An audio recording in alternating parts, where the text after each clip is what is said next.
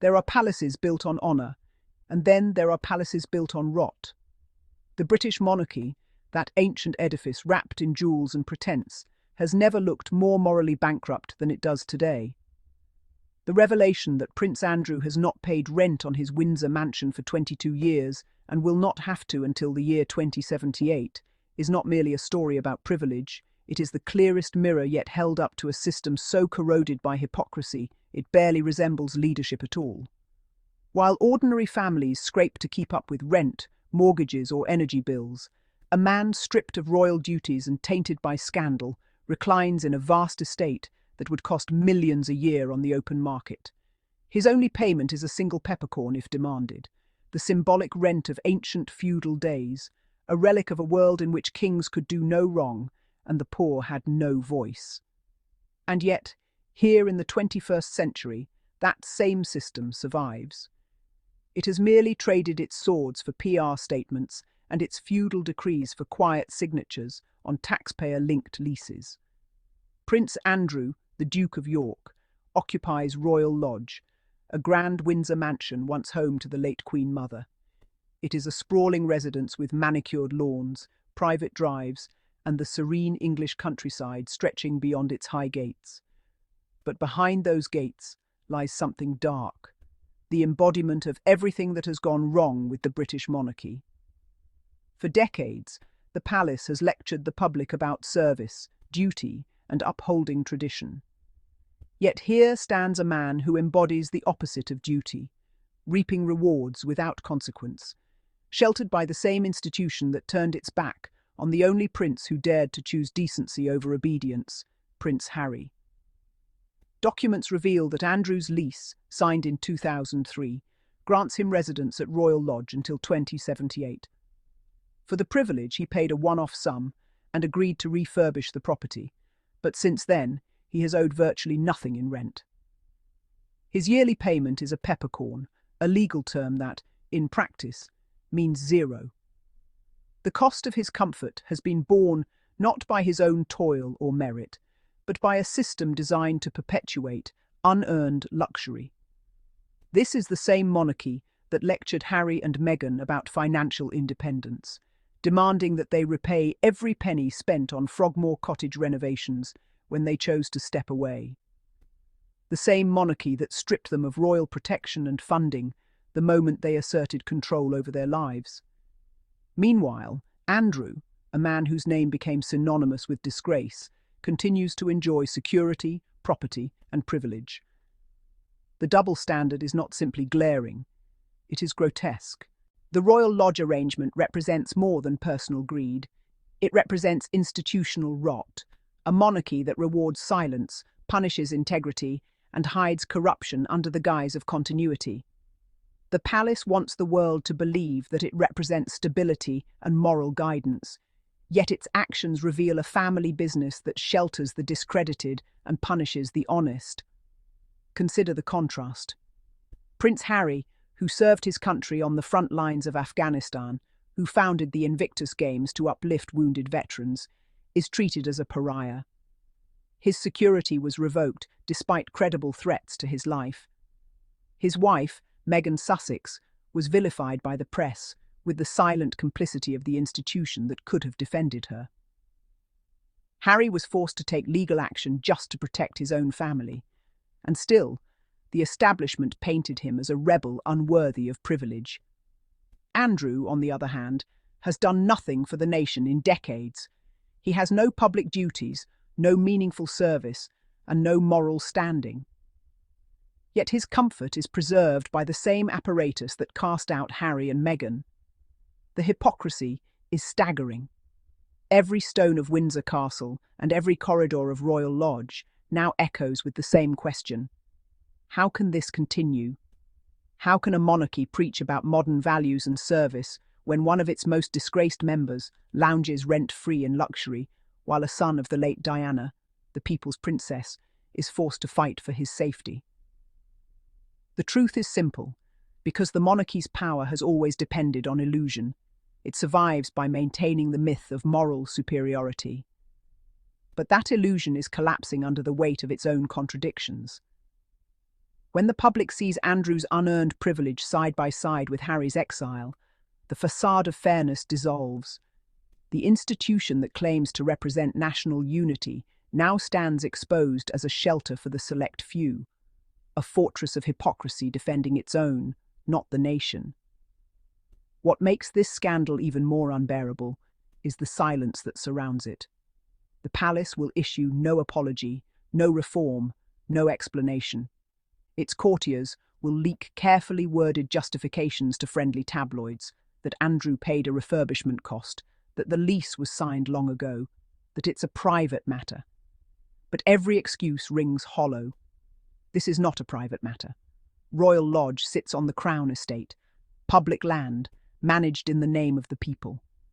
It is the same estate that funds the monarchy through the sovereign grant. Therefore, every inch of that mansion is tied to public accountability. If a working-class Briton failed to pay rent for 2 decades, eviction would be swift. But when it is a prince, the rules bend, the doors remain locked, and the silence stretches on.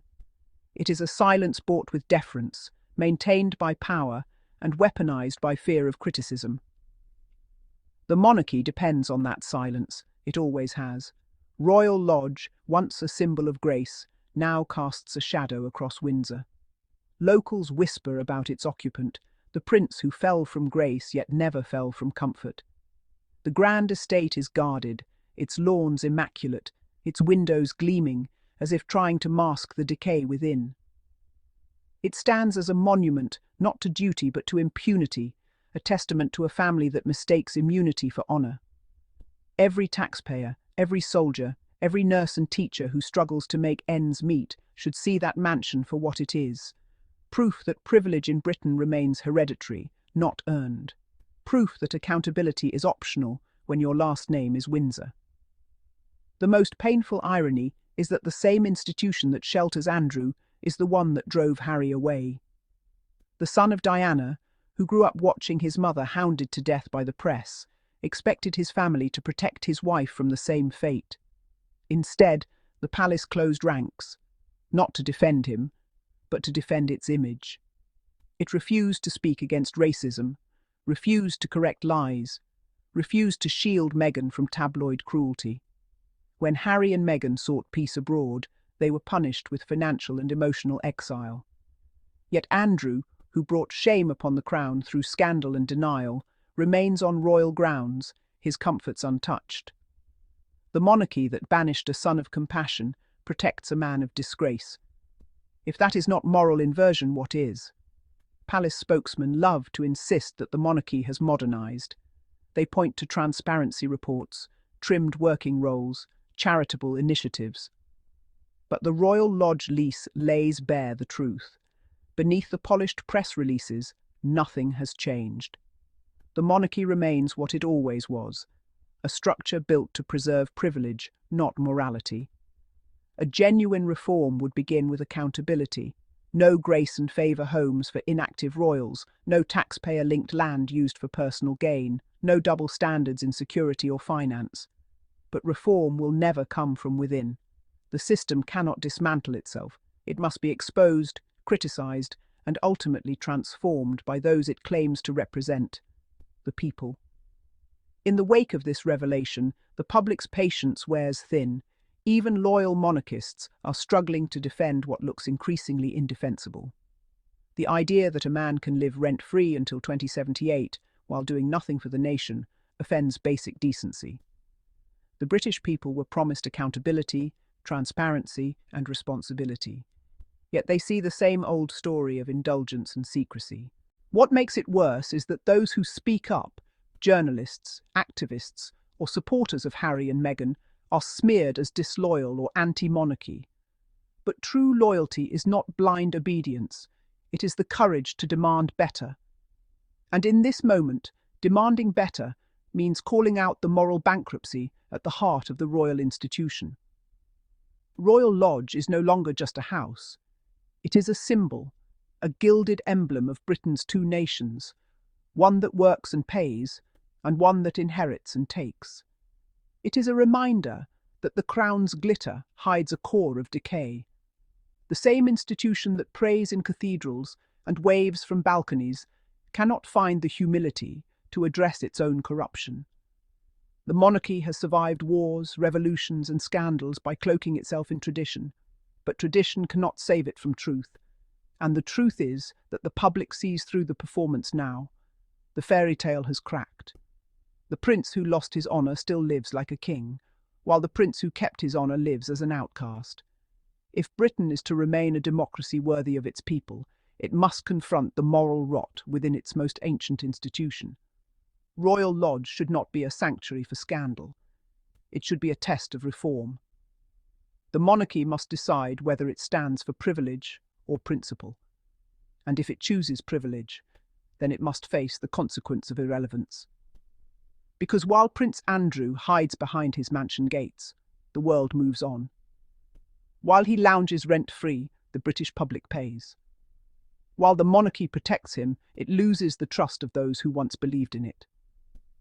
Meanwhile, Harry and Meghan, who chose love, equality and service, thrive outside the gilded cage. They prove, with every project, every act of compassion, that dignity cannot be conferred by crown or title. It must be earned. History has a way of balancing its scales. The monarchy may hide behind protocol today, but tomorrow accountability will come knocking. Whether through public outrage, parliamentary motion or sheer fatigue, the era of untouchable royals is ending. Royal Lodge will stand as a relic of that old order, a fortress of hypocrisy, a palace of privilege. But beyond its gates a new truth is being written, that moral authority belongs not to those who inherit castles, but to those who build integrity. Prince Andrew's rent-free life is not a scandal to be forgotten, it is a warning. It tells the world exactly what remains rotten in the heart of the British crown, and why, in the eyes of many, its moral reign is already over. To all my amazing and curious Sussex family, thank you all for watching our videos, and do not forget to subscribe, like, and put a comment. Bye bye. See you in our next episode. Bye.